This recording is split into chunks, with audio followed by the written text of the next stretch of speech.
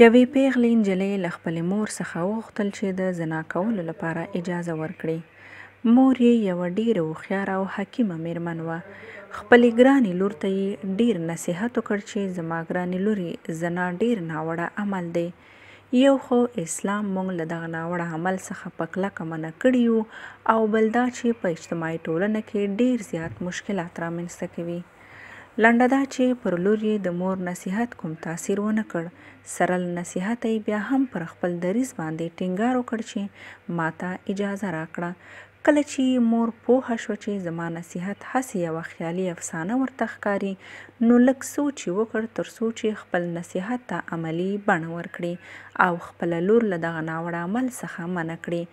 نو له خپلې لور سره یې موافقه څرګنده کړه او ورته ویې ویل: سمه ده زما ګرانې لورکۍ، زنا وکړه، خو په لاندې شرطونو سره.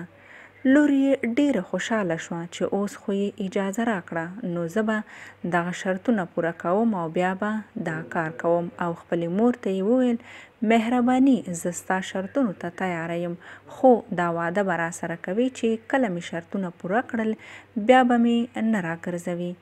مور یې ورته وویل: لورکۍ، بالکل زما خوښه ده. اول شرط دا دی چې ته به سبا ته د پاچا دربار ته ولاړه شي، او کله چې پاچا له خپل دربار څخه راوځي نو ته به له دروازې سره نږدې ودرېږې، او کله چې پاچا تا ته نږدې راورسېده ناڅاپه به ځان پر ځمکه وغورځوي، تر څو چې دوی ته داسې څرګنده شي چې ته بېهوښه شوې یې، او بیا به ما ته ټوله هغه کیسه وکړې چې له تا سره څه کېږي.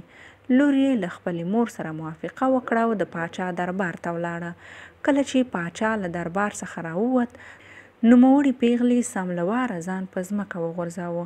پاچا چې کله دا منظر ولید ډېر زیات وځورېد، او نوموړې پیغله یې له ځمکې څخه راپورته کړه او د لارې یو خواته یې کېنوله.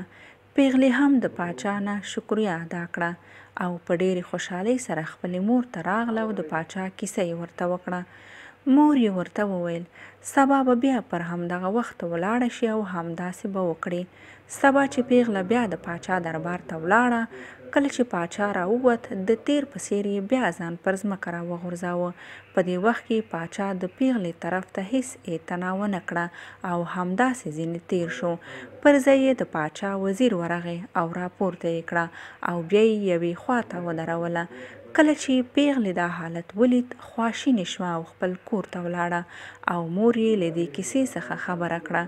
مور یې ورته وویل: سبا به بیا ولاړه شي. سبا چې نوموړې پیغله بیا د پاچا دربار ته لاړه، کله چې پاچا راووت نو بیا یې ځان پر ځمکه وغورځاوه. دا ځل د چوکیدارانو رئیس ورغی او له ځمکې څخه یې راپورته کړه او یوې خواته یې ودروله او لږ سپکې سپورې یې ورته وویلې. په دې کار سره پیغله ډېره زیاته خفه شوه او مور ته یې ټوله کیسه وکړه او بیا یې ورته وویل: ای مورې، ستا شرطونه پوره شول؟ مور یې ورته وویل: نه، 3 ورځې نوره هم لاړه شه او بیا ما ته ټوله کیسه وکړه چې له کوم غبرګون سره مخامخ شوې یې. پیغله 3 ورځې نوره هم لاړه، خو په دغو 3 ورځو کې له داسې عکس العمل سره مخامخ شوه چې دې یې تصور هم نه و کړی. کله چې د پاچا دربار سره ځان په ځمکه غورځاوه نو ټول خلک پرې راټول شول او بدرد یې ورته وویل او د دربار څخه یې وویستله. له دې 6 ورځني امتحان څخه چې کله وزګاره شوه نو مور ته یې کیسه وکړه چې اوله ورځ پاچا راپورته کړم، 2مه ورځ وزیر، 3مه ورځ د څوکیدارانو رئیس او 4مه ورځ یو ساده رتبه چوکیدار او 5مه ورځ ټولو سپکې سپورې راته کولې او 6مه ورځ داسې سپکو خلکو مسخرې را باندې کولې چې څوک یې له سره په انسانانو کې هم نه حسابوي. وی وهلم او له هغه ځای څخه یې راوشړلم. مور یې چې یوه ډېره هوښیاره او حکیمه میرمن وه، خپلې لور ته یې وویل: لورکۍ، زنا هم همداسې مثال لري. په اول وخت کې به هر مالدار رتبه والا ستا سره زنا کوي او څه موده وروسته به ټول درڅخه تښتي او هیڅوک به اهمیت نه درکوي. ډېر سپک او بیکاره خلک به مسخرې در باندې کوي. نو اوس ته ووایه چې په داسې حال کې به ستا څه قدر او عزت وي. ای زما ګرانې لورې، اوس هم غواړې چې دغه عمل وکړې؟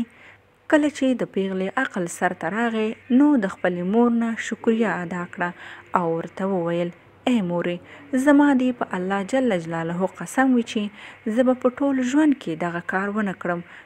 نو درنو لیدونکو زه ناپور دی که نن یې ته واخلې سبا به یې ستا خور ستا مور ستا ښځه او یا ستا راتلونکې اولاد بیه پرې کوي.